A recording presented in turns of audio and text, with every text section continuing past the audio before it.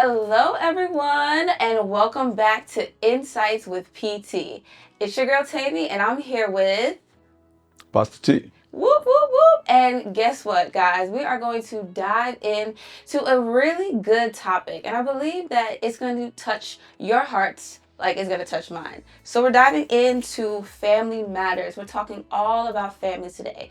All right, Pastor T, you ready? I'm ready. Ready. All right. So I do know that you're a father as well. You've also become grandfather. So obviously you have more advice to give to me, possibly like in the near future, I'll become a mother as well by God's grace. But my first question to you is, what are your thoughts on raising godly children? The Bible enjoins us that we should train up our children in the way, that they should go, that when they grow old, that they will not depart from it.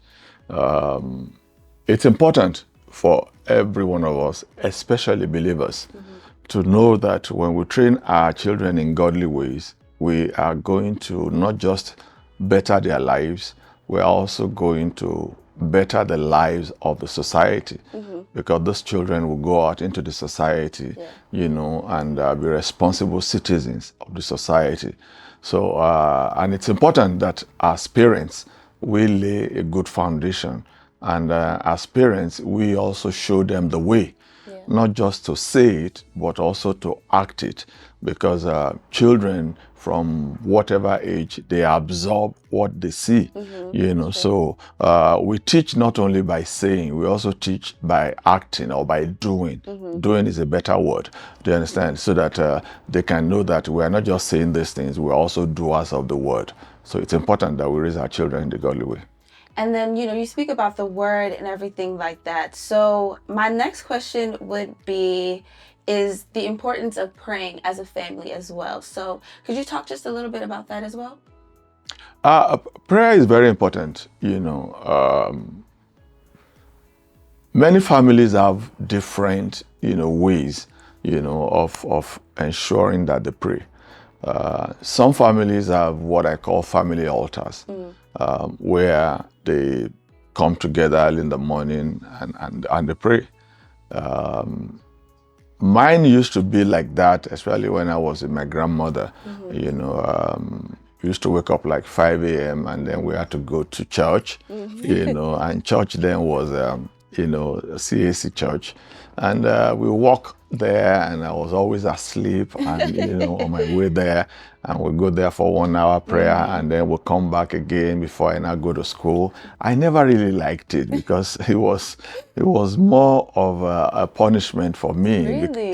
Because I felt I didn't have enough sleep. You understand? So that grew up with me. So even when I grew up, I just felt the best I can do is to let my children understand the value of prayer. They understand, and I'll leave them, to form their own prayer habits and patterns. So whichever one works for you, honestly, is what you should pick. Even for me, people have said you and your spouse should pray. There have been many times that I've prayed with my wife, but it's not always. And the difference, the reason for me is that our style of prayer is not my style of prayer. So I don't want to get frustrated in prayer. You understand?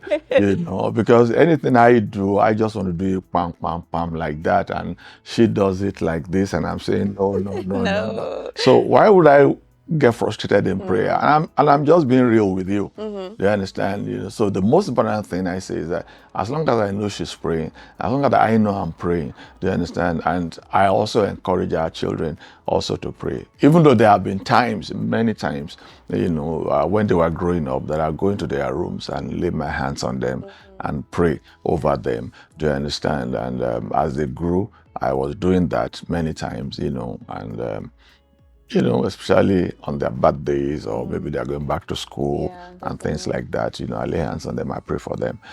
So prayer is important in every family. Jesus said that men ought to pray always and not to faint. The absence of prayer in homes today is causing many to faint. Do you understand? Nothing happens to us physically without it being set loose spiritually. Right. Do you understand? So, and it is through prayer that will bring the promises of God, come to pass in our lives here on earth. So if God is saying something to you, or He has said something to you, and you're out there, and you are not seeing anything, it's time for you to be able to begin to pray. Paul said it to Timothy, that by the prophecies that have been said concerning you and the laying of hands, that you should wage a good warfare. Do you understand? To make those prophecies to come to pass. Yeah. So prayer is Very is an helpful. essential thing. Yeah, I'm glad you the touched family. on that as well, because I remember, like you said, your grandmother used to wake you up at 5, 6 a.m. I remember when I was younger, my dad, mom, they always used to wake us up at 6 a.m. But I didn't realize how important it would be as a, young adult to wake up at 6 a.m. and again to start my day with prayer as well. So it's really good that you touched on that. It has been a lovely session, with our lovely Pastor T right here. We're all talking about family matters, and if you have any other questions or topics, or you just want to, share your insights with PT, don't forget to send them to insightswithpt@jesushousebaltimore.org. It's been a pleasure, and as always, it's your girl Temi, right here with Pastor T. God bless you. Peace out, everyone. Catch you all next time.